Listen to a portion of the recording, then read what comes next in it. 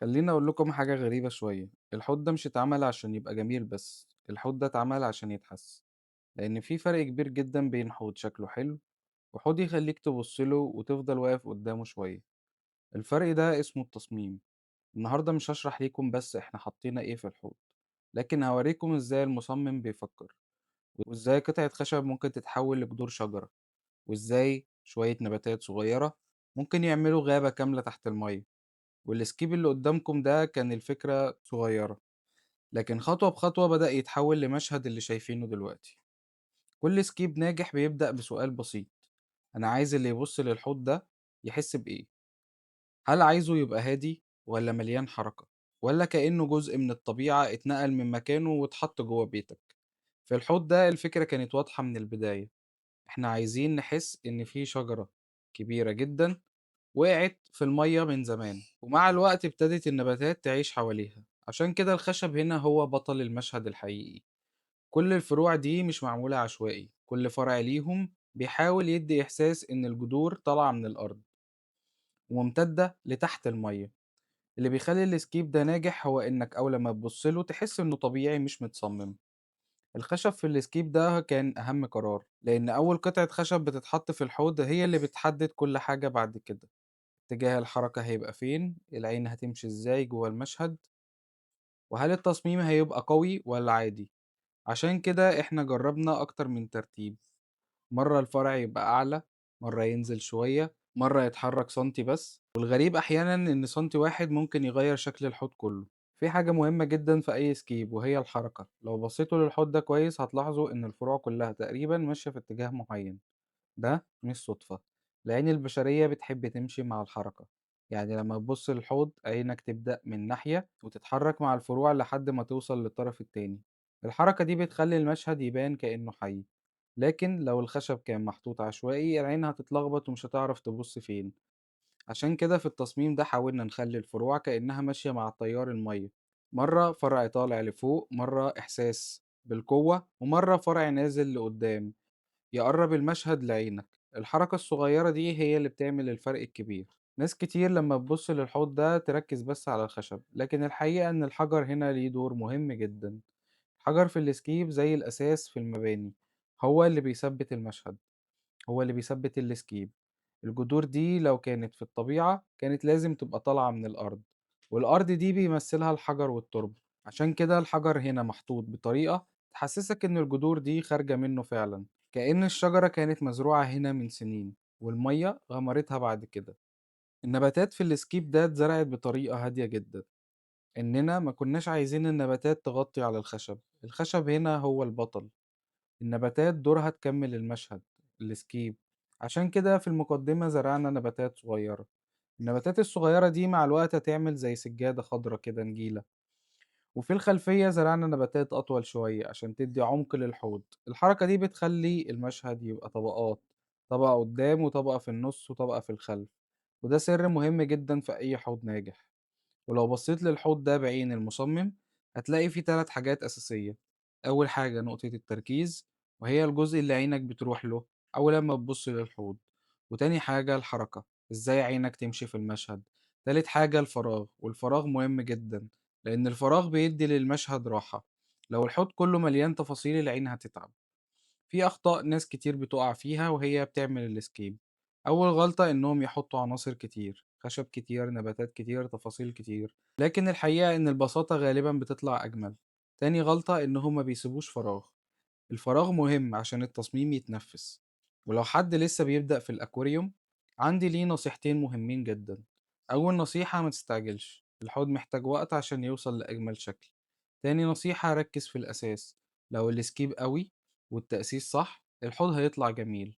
وده كان السكيب النهائي للحوض، مع محاولة صغيرة إننا ناخد إحساس من الطبيعة ونحطه جوه بيتك. لكن الحقيقة إن الحوض ده لسه في البداية، لأن النباتات هتكبر والمشهد ده هيتغير بالكامل، والحوض بعد شهور هيبقى شكله مختلف تماما عن شكله دلوقتي. قولولي رأيكم بصراحة، إيه أكتر حاجة شدتكم في السكيب ده؟ النباتات في السكيب ده اتزرعت بطريقة هادية جدا لأننا ما كناش عايزين النبات تغطي الخشب من أول يوم. الخشب هنا هو بطل المشهد، النبات دورها تكمل المشهد ده مش تخفيه. عشان كده في المقدمة زرعنا نباتات قصيرة علشان تعمل مع الوقت سجادة خضراء، وفي الخلف زرعنا نباتات أطول شوية عشان تدي عمق للحوض. لكن في نقطة مهمة جدا، الاسكيب اللي قدامكم ده لسه مش شكله النهائي 100%، لأن لسه في موس هيتحط على أجزاء من الخشب. الموس ده مع الوقت هيغطي بعض الفروع ويدي إحساس إن الجذور ديت عايشة في المية بقالها سنين. وفي نفس الوقت مش كل الفروع هتختفي، بالعكس هنسيب أجزاء من الخشب باينة وأجزاء تانية هتتغطى بالموس والنباتات. وده بيعمل حاجة مهمة جدًا في التصميم، اسمها التباين، يعني عينك تشوف خشب ظاهر وجنبه نباتات خضرا، النباتات ديّة هي اللي بتدّي الscape عمق وجمال. وفي حاجة تانية هتخلّي الحوض ده يبان طبيعي أكتر مع الوقت، إن النباتات لمّا تكبر هتبدأ تغطي أجزاء من الفروع، وده مش عيب، ده مقصود، لإن في الطبيعة الجذور القديمة دايمًا بيبقى عليها نباتات صغيرة وعليها طحالب وموس، فلمّا الموس يمسك في الخشب والنباتات تكبر حواليه المشهد يبقى أعمق بكتير. بعض الفروع هتفضل باينة عشان تدّي إحساس بالقوة، وبعضها التاني هيفضل جوّه النبات، والتوازن ده هو اللي بيخلّي الscape يبان طبيعي جدًا. وفي التصميم ده إحنا متعمدين نخلي فيه أماكن واضحة من الخشب وأماكن تانية هتتغطى مع الوقت، خصوصا بعد ما نضيف الموس على الفروع، لأن الموس مش بس بيضيف لون أخضر جميل، لكن بيدي إحساس إن الجذور دي جزء من الطبيعة. ومع نمو النباتات هتلاقي أجزاء من الفروع اختلفت شوية جوه الخضرة وأجزاء تانية لسه ظاهرة، وده أهم سر في المشهد، التباين، خشب قديم مع نباتات حية. في حاجة ناس كتير ممكن تستغربها لما تبص للحوض ده، إنه ممكن يبان لسه مش مكتمل بالكامل، يعني بعض الفروع لسه واضحة وبعض الأماكن فاضية شوية، لكن الحقيقة إن ده مقصود جدا، لأن في التصميم أحواض النباتات إحنا ما بنعملش كل حاجة من أول يوم، إحنا بنسيب مساحة إن الطبيعة تكمل الشغل. يعني مثلا الفروع اللي شايفينها دلوقتي بعضها بعد فترة الموس هيمسك فيها ومع الوقت هيبدأ يغطي أجزاء من الخشب، وفي نفس الوقت النباتات اللي زرعناها هتبدأ تكبر وممكن تغطي أجزاء تانية من الجذور. لكن الجميل هنا إن مش كل حاجة هتختفي، في بعض الفروع هتفضل ظاهرة عشان تدي إحساس بالقوة، وبعضها التاني هيدخل جواها الخضرة، وده اللي هيعمل التوازن الجميل بين الخشب والنباتات. بعد فترة الحوض ده هيبدأ يتغير، الموس هيكبر ويمسك في الخشب والنباتات هتمتد وتملى الفراغات، والحوض كله هيدخل في مرحلة تانية خالص، المرحلة اللي بنسميها إن الحوض بدأ يعيش، لأن المشهد وقتها مش هيبقى مجرد تصميم، لكن هيبقى نظام بيئي طبيعي صغير بيكبر قدامك. بعد شهور قليلة لو بصينا لنفس الاسكيب ده هنشوف حاجة مختلفة، الخشب اللي كان واضح هتلاقي عليه موس، بعد الفروع اختفت شوية جوه النباتات وبعضها لسه باين، وهنا المشهد بيبقى فيه تباين كتير، خشب قديم، نباتات خضراء، وطبقات مختلفة في الحوض، وده بالظبط اللي بيخلي السكيب يبان طبيعي جدا. عشان كده لو أي حد بيعمل حوض نباتات ما يستعجلش النتيجة، الأكواريوم مش حاجة جميلة من أول يوم، بس الأكواريوم بيكافئك مع الوقت، كل أسبوع الحوض بيتغير وكل شهر المشهد بيبقى أجمل. السكيب اللي قدامكم ده بدأ كفكرة صغيرة، شوية خشب وشوية تربة وشوية نباتات، لكن مع الوقت هيتحول لمشهد طبيعي كامل. وده أجمل حاجة في الأكواريوم، إنك مش بس بتصمم طبيعة، أنت بتسيب الطبيعة تكمل التصميم. وبكده نكون وصلنا للشكل النهائي للسكيب، لكن الحقيقة إن الحوض ده لسه في البداية. أول حاجة هتظهر في الحوض ده بعد التأسيس هي حاجة اسمها البايوفيلم. البايوفيلم دي طبقة طبيعية بتظهر على الخشب والهارد سكيب في البداية، وده شيء طبيعي جدا بيظهر في أغلب الأحواض الجديدة.